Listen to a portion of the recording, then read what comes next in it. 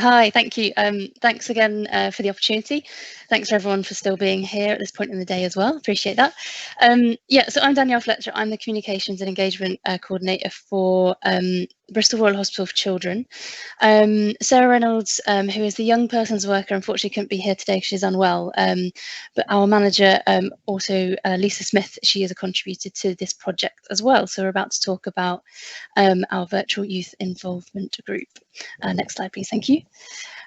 So here we are. We are part of University Hospitals Bristol and Weston, which have 10 different hospital sites across that area.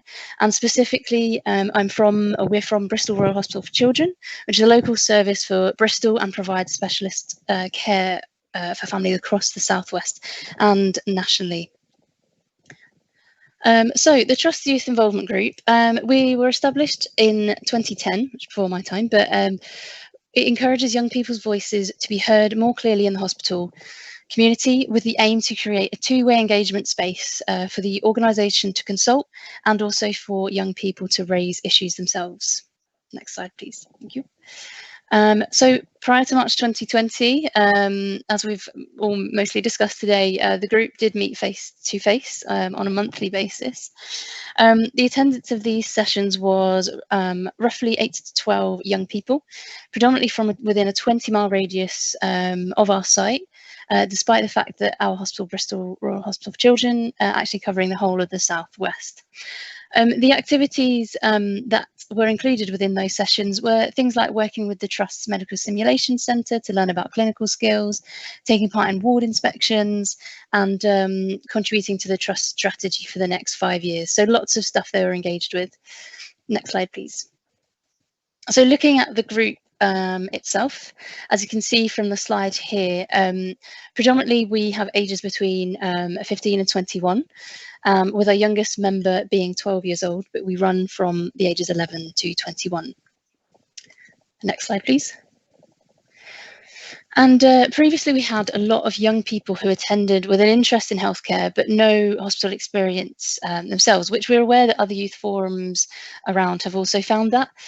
So work to improve this patient representation has improved, and we want to continue to do so as well.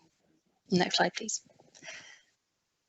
So again, yeah, like many of us said today, COVID-19 called a stop to those in-person meetings, unfortunately, including our young person sessions. We really wanted young people to still feel involved in the organisation and in the changes that were happening, as well as mentioned before, being able to provide that space for them to give feedback and work with us. So before the virtual sessions were launched, a thorough risk assessment and standing operating procedure was developed according to our trust guidelines to ensure this is all done in a safe way for our young people. We quickly noticed when we got up and running was that the virtual sessions allowed an increase in direct contact with various staff members as they were able to attend virtual sessions, and we've had better representation of our young people from that wider geographical area and with a wider range of health conditions, both of which excellent benefits. And here we are. I know we all know what a video call looks like, but here we are. Here's some of the group from our first session that took place. Next slide, please. Thank you. So within the sessions that we've run virtually, some of our topics have included discussing sustainability at our trust and identify young people's priorities within that, discussing processes around the trust recruitment. And one session was with a member of the local CCG about young people's mental health provision in the community, which we know this year has been a hot topic and very important considering everything young people have gone through. And planning a social media takeover. Next slide, please.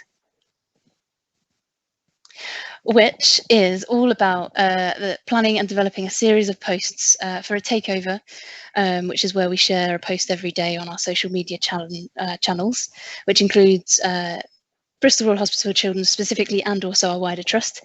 Excuse me. This was created for the group and by the group, and this included patient stories from some of our youth involvement group members around scoliosis and a hip replacement, some interviews with staff, sort of a question and answer type thing, and also the young people's top tips on well-being themselves.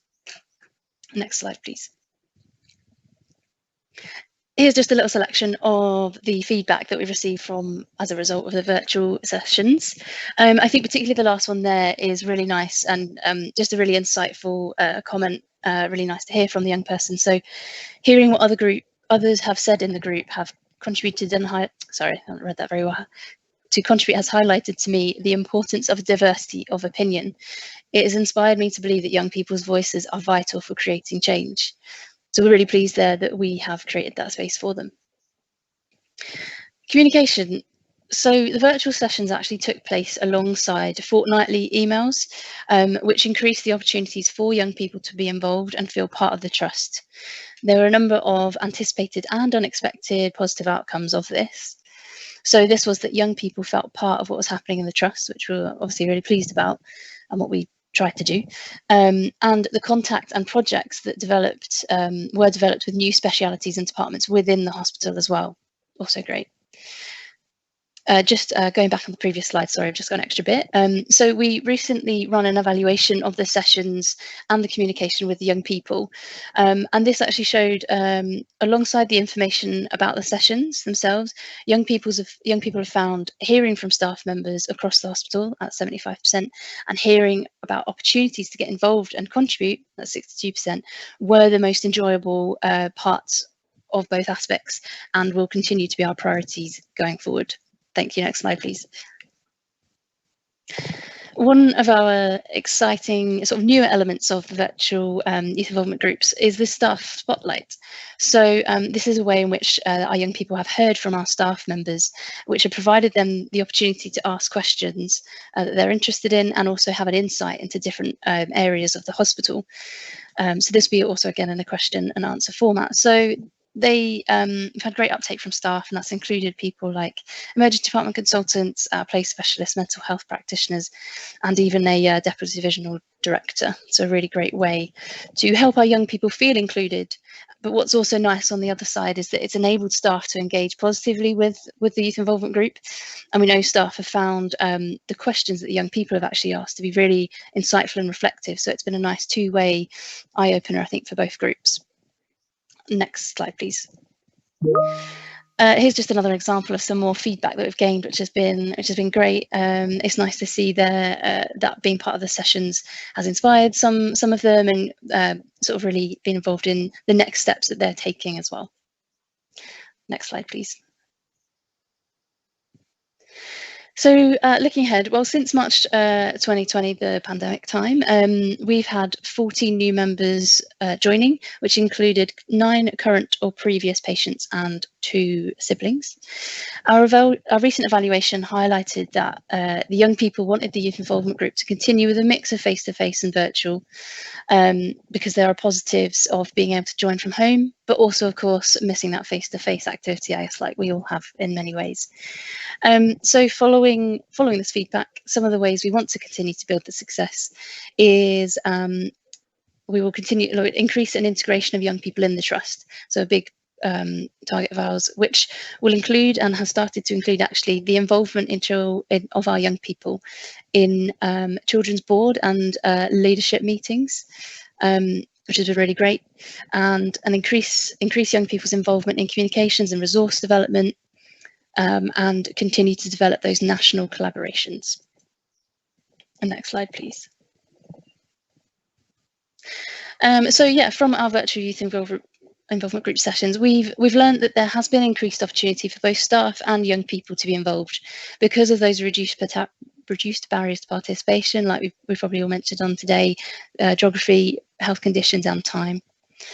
There's an important role for the dual use of email communication and the virtual sessions so that people feel integrated. We've definitely found an increased equality between staff and young people, which has been an interesting one. I think that's due to the fact a virtual context is quite a neutral space, so they feel quite equal in that context. Using the chat function, as we've also all found today, is very helpful if people are more shy, and it can be harder for, I think on the flip side, sorry, however, it's harder for young people to get to know each other on video calls, as we know, and unfortunately not quite as able to form those relationships with each other, which can also be very important. So finally, yeah, we'd like to end with the words of one of our group members, and this is Patrina. And that's because we think that hearing from and communicating effectively with our patients, families, and of course our young people is integral to our trust. And thank you very much. Being part of Youth Involvement Group has been a really great opportunity for me to meet new people and also to gain confidence in expressing and formulating my opinions, while also widening my perspectives by listening to the range of experiences of others in the group. By taking part in a variety of conversations on topics such as young people's mental health and patient experience, sustainability and communications, I've gained a really great understanding of how the trust works, what areas require change, and also what areas I'm passionate about. Being a youth involvement group, our opinions are always asked, and I think it's empowering to know that youth voice is valued and can result in meaningful change. Thank you, everyone.